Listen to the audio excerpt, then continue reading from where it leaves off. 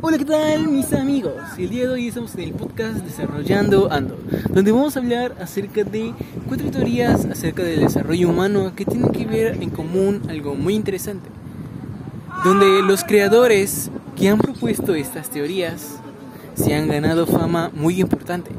Por ejemplo, tenemos 4 personas bastante conocidas, las cuales son Jean Piaget, Sigmund Freud, Erik Erikson y Abraham Maslow. Cada una habla acerca de una teoría diferente y nos cuenta el por qué el desarrollo humano tiene diferentes obstáculos a lo largo de la vida. Cada obstáculo debe de ser superado con éxito. En caso de no hacerlo, el individuo tendrá problemas para su futuro y su siguiente desarrollo. Es por eso que tenemos y trajimos a un psicólogo que nos va a ayudar. El psicólogo es llamado Jesús Antonio Guicapsul y con él vamos a platicar acerca de el desarrollo, las diferentes teorías y el por qué son importantes. Vamos contigo, Jesús. Buenas tardes, Carlos, muchas gracias por la invitación. Bienvenidos sean todos nuestros oyentes que están escuchando este podcast. Y bueno, solo abarcaremos 3 teorías hasta el momento, las cuales van a ser la de Sigmund Freud, Erik Erikson y Jean Piaget. Hablando de la teoría de Jean Piaget, seas o no psicólogo, habrás oído hablar sobre Jean Piaget, seguramente. Bueno, fue un psicólogo suizo el cual se centró en estudiar el desarrollo cognitivo e intelectual de los niños. Esta motivación le vino a raíz de sus 3 hijas, básicamente, fueron su muestra para realizar sus investigaciones. Creó una teoría sobre la inteligencia sensoriomotriz, la cual trataba de describir el uso de una inteligencia basada en la acción. Dicha inteligencia se construye en base a los conceptos que tiene el niño sobre el espacio y el tiempo. Y esta teoría se divide en 4 etapas. La primera es la sensoriomotora, de 0 a los 2 años, donde el aprendizaje es mediante los sentidos e interacción con objetos. La segunda es la preoperacional, que empieza desde los 2 hasta los 7 años, donde se desarrolla la función simbólica, el lenguaje oral y escrito. La tercera son las operaciones concretas, desde los 7 hasta los 12 años, operaciones mentales simples como la reversibilidad. Y la cuarta etapa es las operaciones formales, a los 12 años y la adultez, donde se usa el pensamiento lógico, abstracto, inductivo y deductivo. Ok, entonces déjame entender.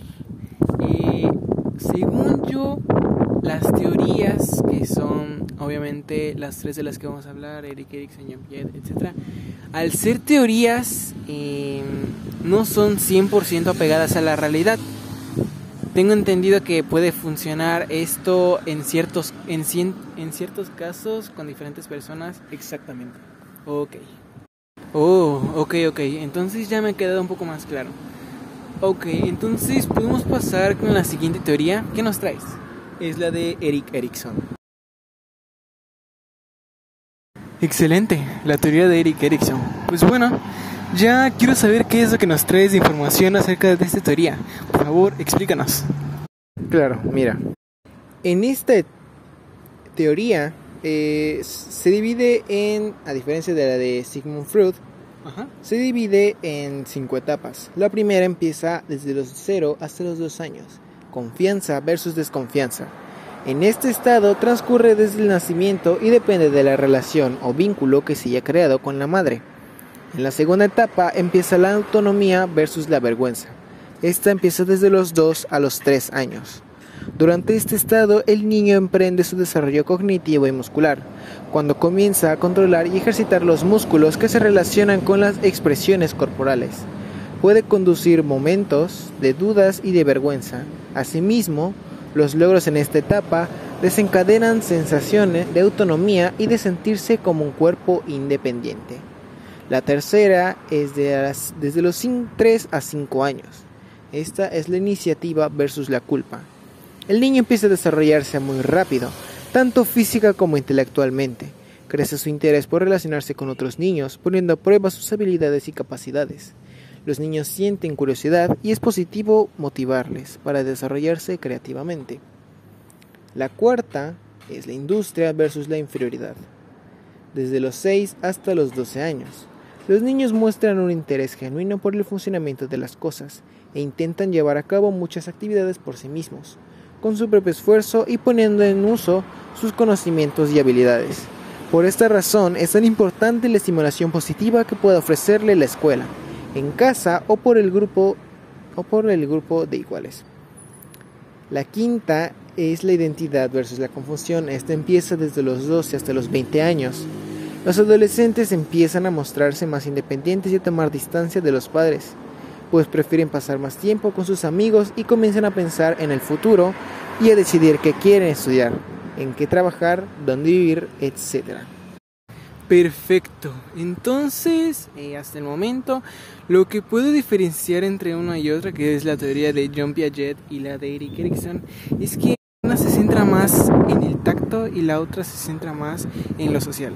Ya que la de Jean Piaget se centra o se enfoca básicamente más en el tacto, en lo que la persona puede lograr al desarrollarse físicamente. Por ejemplo, la primera, que era la primera etapa, que hablaba acerca de que la persona debía de aprender a caminar. En la segunda, que en la primera, bueno, no es como que lo recuerde muy bien, pero sí, en una empezaba como que a tocar cosas, a descubrir las cosas con su tacto. En la segunda, a caminar. En cambio, con la de Erik Erikson tengo entendido que es más como que la persona tiene que envolverse o desenvolverse de manera social, ya sea descubriendo quién es, cuál es su personalidad, qué tan social o antisocial puede ser, etcétera. Pero la verdad me está encantando bastante el tema que estás tratando, Muchas gracias por esto y por aceptar la invitación, más que nada. Entonces, así vamos con la segunda teoría. Nos faltaría la tercera, que la tercera acerca de quién va a hablar, Sí, la tercera teoría de la que hablaré es la de Sigmund Freud. Esta consta de 5 etapas del desarrollo psicosexual. La primera, dice, es la fase oral, desde los 0 hasta los 18 meses. En esta etapa el foco se encuentra en la boca como zona erógena principal. Los bebés suelen satisfacer su libido autoerótica a través del sucimiento. La segunda fase es la fase anal, desde los 18 meses hasta los 3 años. Durante esta etapa el foco se cambia a la zona del recto y del ano. Los niños comienzan a controlar sus heces, lo que está vinculado al placer y la sexualidad para Freud. La tercera es la fase fálica, desde los 3 a los 6 años. En esta etapa, los niños descubren su cuerpo y experimentan un creciente autoerotismo. Freud creía que los niños de esta edad experimentan pulsiones sexuales que no pueden ser satisfechas de manera conveniente y que pueden conducir a actos perversos o preliminares al órgano genital. La cuarta es la fase de la lactancia, aproximadamente entre los 7 años hasta el inicio de la pubertad. Freud describió que esta fase como una en la que la sexualidad queda más camuflada que en las anteriores, ya que los niños experimentan una congelación de las experimentaciones en materia de sexualidad debido a castigos y amonestaciones. La quinta y última es la fase genital, inicio de la pubertad y adelante. En esta etapa la libido se activa nuevamente y los niños se desarrollan un interés en las relaciones sexuales.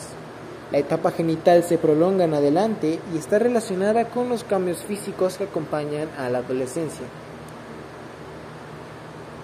Freud creía que las experiencias sexuales durante la infancia influyen en nuestra personalidad y comportamientos adultos. Según su teoría, las etapas de desarrollo psicosexual influyen en nuestra personalidad y cómo enfrentamos las relaciones y las tensiones en nuestras vidas adultas. Oh, ya, claro, está clarísimo.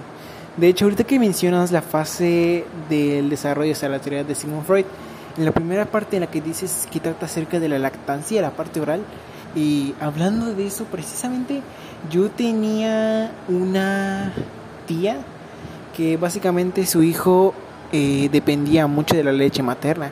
De hecho, la mamá le siguió dando pecho hasta los 4 años, a lo mucho, la verdad, y eso era bastante raro, porque básicamente, según yo sé que es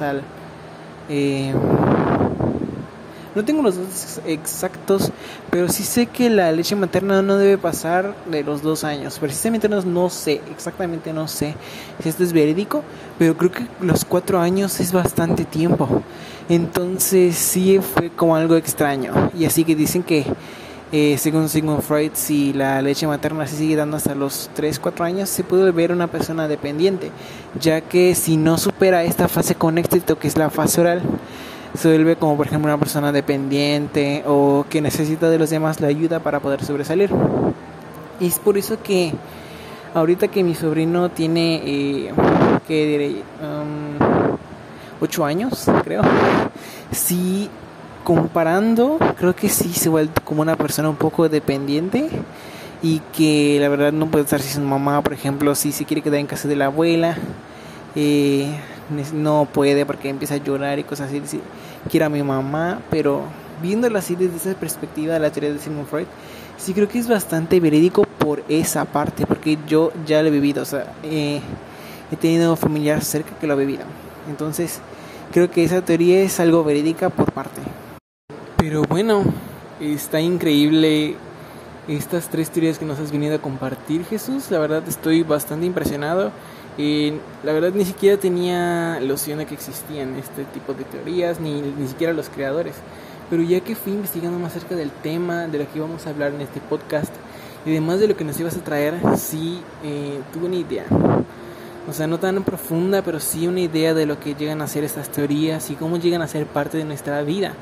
Entonces, llevándonos a la vida real, creo que sí son bastante certeras en algunos puntos con lo que acabo de comentar.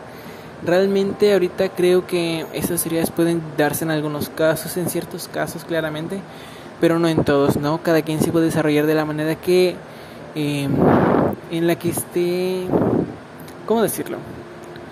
De acuerdo a sus facultades, de acuerdo a sus necesidades, es como se va a ir desarrollando. No creo que cada etapa tenga que ser hecha a cierta edad, sino que básicamente con los recursos que poseas, con la gente con la que te rodees, etcétera. Entonces sí considero algo importante, gracias a todas las teorías que nos has brindado. Sí, claro. Fundamentales más que nada. Es lo importante es saber escuchar acerca de este podcast, que a ver, recomiendo mucho porque abarcan estos temas, ¿no? Que son precisamente los que no son muy hablados, no son muy escuchados. Claro, claro. Y sí me gustaría que la gente que nos escucha ahí en casa, que den su opinión acerca de qué es lo que opinan. Pues gracias, Jesús, gracias por aceptar la invitación. Nuevamente reitero, sin tu ayuda este podcast no se habría podido llevar a cabo. De verdad, gracias por tus datos, gracias a la gente que nos escucha ahí en casa. De verdad, gracias. Terminamos con esto.